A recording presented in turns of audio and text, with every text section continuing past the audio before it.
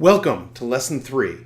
In Lesson 2, we looked at ourselves and what we offer. We looked at our product or service and the details that made it special. We created this list of the most important features, all the things that make our product or idea sing. And then we even looked at our company. We looked at ourselves to think about all the other things we can bring to the party. We're going to use all that later. But this is a magic moment. This is the moment we forget about ourselves and we forget about what we want. We forget even about the anxiety of wanting someone to do something that we want them to do. Because thinking about ourselves right now is just going to get in the way. It's going to slow us down from creating the most persuasive possible story in the least amount of time to get people to do what we want. So let's dive into Lesson 3, Pick Your Audience. This subtitle is real. If this were a one-on-one coaching session about some big presentation or some big deliverable or brochure, my first question to you would be, who is your audience? And in this lesson, and in the next one, picking your audience and understanding your audience, we will talk about the best way to prove to people that doing what we want them to do is in their best interest, their own best interest. And along the way, we're going to prove that to ourselves too. And that'll make us more confident, it's going to make us more trustworthy, and that will make us more persuasive. So let's go. Let's start with something that seems obvious, but causes a ton of heartache when people get off on the wrong track. What is an audience? We are talking about the people we want to persuade. That's obvious, right? We're talking about the people who can make our business better and our life better, but only if they do what we want. And we don't want to trick anyone. We don't need to trick anyone. We need them to realize that doing what we want is absolutely in their best interest. And this is easy if and only if we think about what our audience needs. We think about what our audience wants. We are defining the group that needs what we offer and is willing and able to pay for it. We're defining the group that needs what we offer and is willing and able to pay for it. Now, don't get wrapped around the axle about whether your idea is good enough. Even if we haven't met yet, I will bet dollars to donuts it is. I've gone through this process with every client I've had for nearly 20 years. And I've found that when smart people, and you are surely in that group, work hard to create something of value, there are people who need it. We just need to target those people and give them a persuasive story that is built around them. Now, when I say audience, it doesn't matter whether we're literally talking about 100 people sitting in the same room, listening to a presentation, 100 people that are all breathing the same air, 100 people that are all drinking from the same coffee machine. That's the classic view of an audience, right? But we might be talking about a very different kind of audience. We might be talking about an audience of individuals that are reading your email alone in their respective offices who just happen to have the same needs. We've got to think in advance about what our audience has in common. You've probably heard the old saying, there's never enough time to do things right, but always enough time to do things twice. Skipping this step in this lesson, not defining an audience, not thinking in advance about who you're talking to, is a guaranteed formula for having to do things twice. I promised you from the beginning, this approach will be your fastest path to a persuasive story anytime you want someone to do something, right? I said I generally keep things simple by using words like buying and selling that sort of assume you want your audience to buy something because it's the most common request I get. But I promised this approach would work in other cases too, right? So what if I want somebody to do something that has nothing to do with buying anything? What if I wanted someone to say, conserve water or vote for a certain candidate or mow their lawn so the neighborhood looks better? None of those things are about paying for anything, right? It turns out situations that seem really different on the surface just aren't all that different. We have to understand what people want or need because it's that want, it's that need that's going to motivate them to take action. And if they aren't already doing what we want, then they must have some reason. They might have some resistance to it. When we're selling something, we understand that resistance very well. It's simply the resistance to the action of taking money out of their pocket and giving it to you. Every one of us has a little of that resistance. We need to make sure that there's other kinds of resistance also. So once we realize that all we're doing is asking someone to do something they aren't already doing, everything gets a lot easier. We are still connecting with their needs. We are still making sure they need something we offer. Instead of asking whether they're willing to pay for it, we're just asking, are they willing and able to do what we need? What is needed? Let's look at an example. Let's say we want people conserving water. They have to take short showers. They have a lawn that isn't as green as it used to be. These are real costs to a whole lot of people. It's a cost that's as real as taking money out of their pocket to buy a product from you. So for a group to be your audience, to get them to conserve water, you're still going to have to start with their needs. For some people, maybe that need is simply that your city or your town or your state, that it has sufficient water supply so their faucets don't run dry. Well, that would be pretty compelling. For other people, maybe you need enough water in the rivers and streams so that the salmon can survive and they can come in and lay their eggs. Either way, you need to understand those needs. And to be a viable, this is willing and able part, right? To be a viable water conservation audience, they have to be willing and able to cut back on water after they get convinced by your persuasive story. In the same way, there will always be people who don't buy what you're selling. There may always be people who don't conserve water or do the other things we might like. I always say persuasion may feel like magic sometimes, but it's not some cheap magic trick. My promise to you is to give you the best chance to persuade your audience to do what you want. So it's also my job to tell you that by treating people who are not willing and not able to do what you need, and by investing in those people and communicating with them and trying to persuade those people that will never do the thing that you need them to do, you're hitting your head against a wall. So we're going to find that audience, find the audience who needs what you offer and is willing and able to do what's needed to get it. With that obsession, you and your business will thrive. There's always a chance to circle back with even the most obstinate people. Even in this example, if the entire neighborhood agrees to have a brown lawn and there's one holdout with a house surrounded by this pretty green lawn, suddenly you've got a new need to connect with, right? The need to be part of a community. There are options. There are almost always options. My goal is to give you the best chance to keep you from hitting your head against the wall. So find that audience who needs what you can offer and is willing and able to take the action you want. Picking an audience demands an answer to another critical question. How do you know when two people are really in the same audience? How do you know if you can talk to both people with one story or when you need to adjust the story and have two variations? Now, why is this a big deal? Why do we care? Because getting it wrong hurts a ton either way. Let's look at that. If two people are in different audiences and they care about different things, and we don't realize that, and we try to use that same story with them, same story with both people, but they're really different, they care about different things, it's going to fall flat. It's probably going to fall flat for both of them, and it's not going to work. What about the opposite, right? What if two people are in the same audience and they care about the same things, but we don't realize that, and they think we've got to have a different story for each of them? The answer is simple. We just do too much work. I hate that. Too much work creating the story, too much work remembering the story. I hate having to remember too many things, and the sales and marketing people that I usually train on the story, they hate having to remember things. So I am super motivated to get it right. I'm super motivated to know whether two people are in the same audience. We want a really simple answer to this not so simple question: when are two people in the same audience? It took me years of doing this before I got the answer down to one sentence, and it's this: two people are in the same audience if they have the same problems and talk about those problems in the same way. This is critical to creating a story that works. It makes life really easy when we get it right, and we shoot ourselves in the foot when we get it wrong. So one more time. When are two people in the same audience? They have to have the same problems, same desires, same needs, same problems, and talk about those problems with the same language. They talk about those problems in the same way. If they do that, guaranteed one story is going to work for both of them. If you get this wrong, or you just don't want to think about it, you're going to do way more work and you're going to have way worse results. Sometimes it's obvious, sometimes it's not. I'll tell you what, I'm going to give you a serious war story example that I ran into where the result was weird and surprising, and it was a darn good thing we got it because it was a major success, but only because we got it right. My client made, not going to give you the details here, it doesn't matter to you, but they made a giant expensive equipment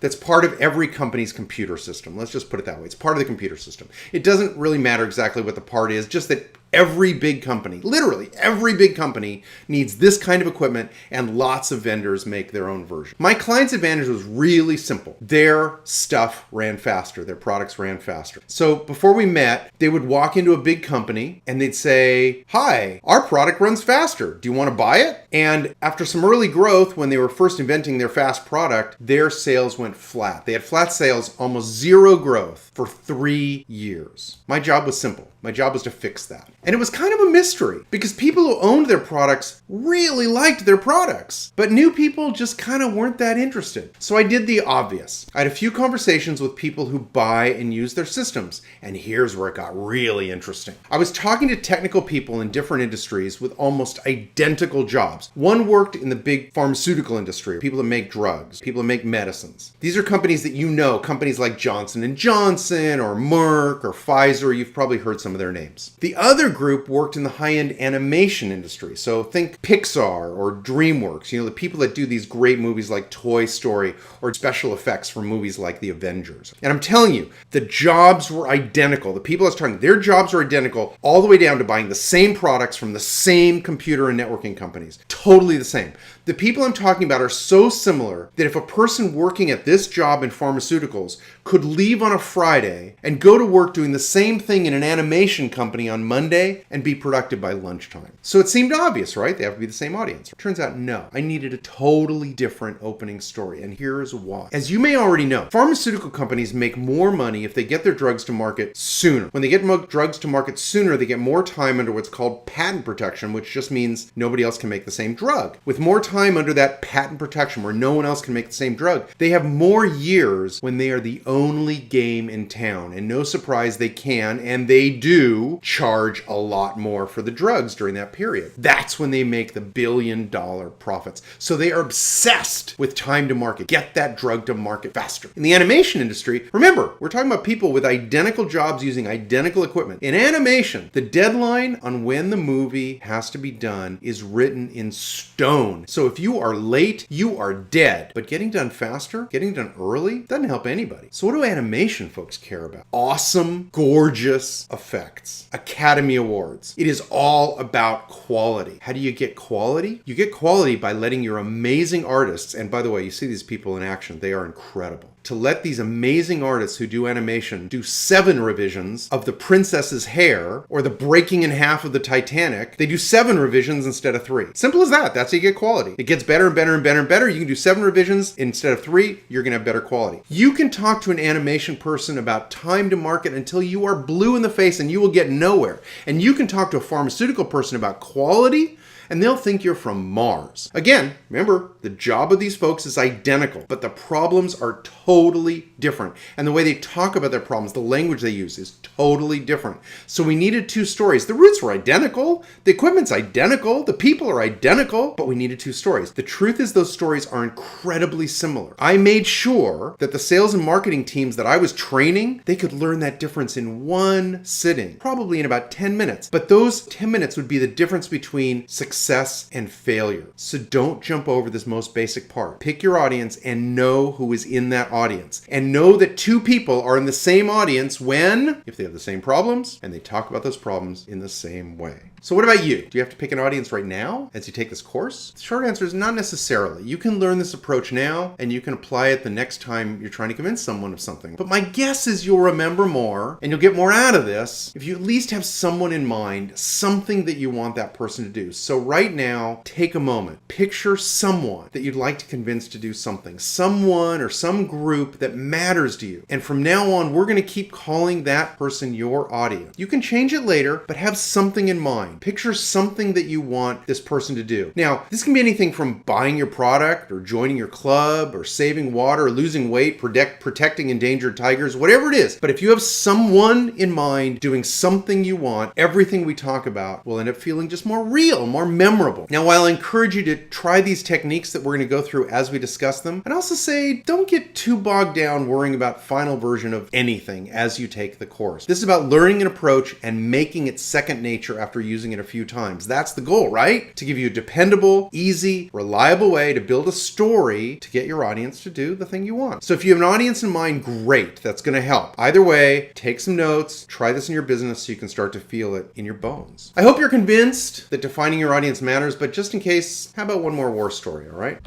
I had a client that was filled with really smart people. They had a small but multinational company with an office on the East Coast, plus they had sort of large non-US office. For this war story to make sense, I have to tell you a little bit about what they did, and it's just this. Their system made it easy to find the right person to call when an emergency happened, all right? Nowadays, this is called something like knowledge management, a field of software, but in their case, it was just about finding the right person to call in an emergency. When they came to me, they told me they knew their audience. Their ideal audience was a manufacturing plant. They decided, by just thinking about things without ever really talking to anyone in that audience, they decided that when a manufacturing line goes down, the cost is super high. That when the line goes down, you can't make anything, the cost becomes really high. And so they were sure that any manufacturing company would pay a lot to quickly know who to call when the line goes down so they get the problem fixed and they can start making stuff again. I push back a bit because selecting your audience is important. And it's so important that I created this lesson about it. So if picking your audience is important, maybe you should do a little bit of homework to make sure that you understand what people need. But they didn't want to do any homework. They didn't want to pay me to do any homework for them. That's for sure. They were dead set on just asking me to figure out exactly what to say to manufacturing customers to get them to buy their product. It seemed like one of those moments when you say, okay, the customer's always right, and I took the project. This happened quite a few years ago, and by the way, I'm telling you right now, I wouldn't do it again, but this story is still really painful. Like, I really still feel this even as I tell you this. To make a long, kind of agonizing story short, I used this exact technique, the technique we're going to cover in the next lesson to understand the needs of this super focused audience, and then I had to make a presentation to the entire executive team. And I told them, I've got good news and I got bad news. The good news is, they were right. Manufacturing people absolutely need to solve this problem. They were exactly right. When a manufacturing line goes down, the problem is big and it is expensive. So manufacturing teams needed to find the right person to solve the problem. That was the good news. In fact, that was great news. What's the bad news then? The bad news is this problem is so critical to these manufacturing customers that they had found a way to solve it 20 years ago. And not only were they not going to buy a new product to solve a problem they'd already solved, they definitely were not going to pay the wildly expensive version that this company wanted to sell them. By not thinking about their audience, by not doing just that basic enough homework to find out whether their audience actually needed what they wanted to sell, what they could offer, and whether their audience was willing and able to pay for it, they had defined themselves into a dead end. I take no joy in telling you they were out of business within 6 months. I need to make this really clear. The problem they were trying to solve has become a massive global industry. They had a unique twist on how to solve that problem,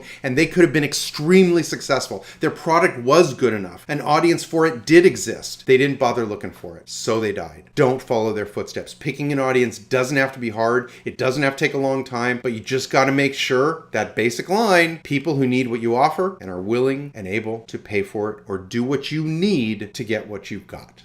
And with that, congratulations. You know your audience, or at least you know how you're going to pick your audience. And when you do, you really will have a brand new relationship. You're going to be paying attention to and figuring out how to give value to people who need you as much as you need them. Explicitly defining the people who are in our audience, knowing what they need, knowing what you offer, knowing what they need to do to be willing to get what you offer. That brings us to the end of this lesson. My guess is you probably have an audience or two in mind. I'm hoping you've already thinking about that. As your company grows, you're going to have more. You're going to have customers, you're going to have investors, you're going to have partners. You might even start to have internal audiences like salespeople or other employees. These same steps are the ones that are going to carry you to your most persuasive story for every one of those audiences. While your audience is still top of mind, let's go straight into the next lesson. We're going to dig into how to connect with your audiences and a few simple steps that are going to make sure that you've got this persuasive story that give your ideas the best chance of winning. Come on over to the next lesson. I'm going to be waiting for you.